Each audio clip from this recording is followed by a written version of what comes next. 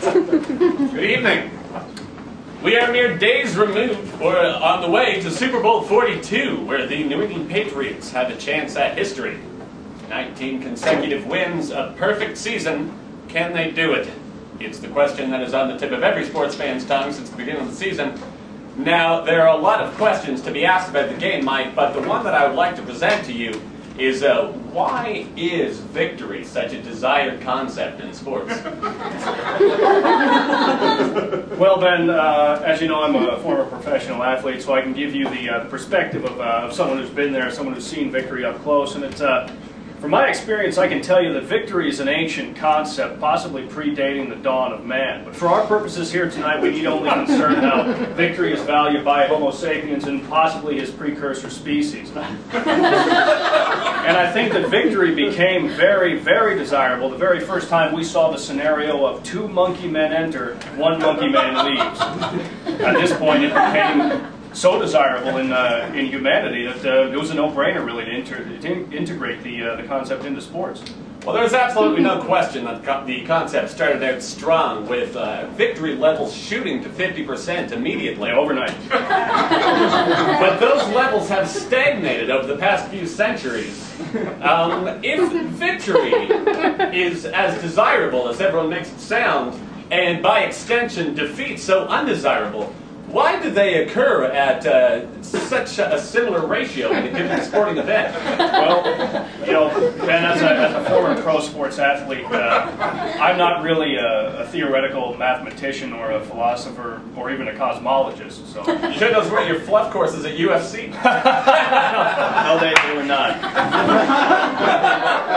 Anyway, Ben, it's bearing that in mind, as a player, I think that victory cannot exist without defeat. The two must always remain in balance. And if that balance is ever broken, I don't know, maybe the universe explodes or something. Really?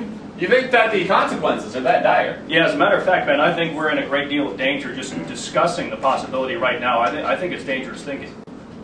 Well, now, if the common fan is forced to pay hundreds of dollars for a sports ticket, is it not fair for them to expect that there will be 2 victorious teams in a given game? Well, Ben, you know, as a former pro athlete, it is my goal in any given game to achieve victory and thus force my opponent to experience defeat. Now, the goal of the pro sports fan, he has the right to you know, to expect anything he wants. But when those two forces come together in opposition, I don't see how that's possible. But by that logic, aren't 50% of competing teams insisting that their fans pay a premium for defeat? I suppose that's possible. Now, when are we, as a sporting fan base, going to stand up and demand that we see at least 2 victorious teams per game? Perhaps as many as 3. Well, it's quite a goal. I appreciate what you're saying on principle, but as a former athlete, I have to present the following chart. You can see here the relationship between positive brain response and percentage of victory rises. As victory percentage rises, so does the positive brain response until the brain is actually quite pleased. This is a dopamine response for those of you unfamiliar with it. But at some point, the brain response levels off and plateaus until the brain just sort of stops giving a shit. At that point, so conditioned, I don't think the fans are going to care. Fascinating, but I think that you are not really paying attention to my chart, which is, of course, me, somewhat enjoying a victory, but clearly deriving a great deal more pleasure out of lots of victory. And this is where I live.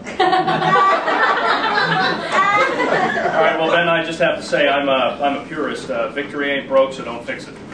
Well, I think the one thing that we can agree on is that we are in for a whale of a game this Sunday. Now, Mike, one final question. Keeping in mind the age-old balance between winning and losing, do you see Eli Manning and the New York Giants offense toppling the as-yet undefeated New England Patriots? No, fuck balance. The Giants are going to get raped. Okay. Well, that's it for tonight. Thank you.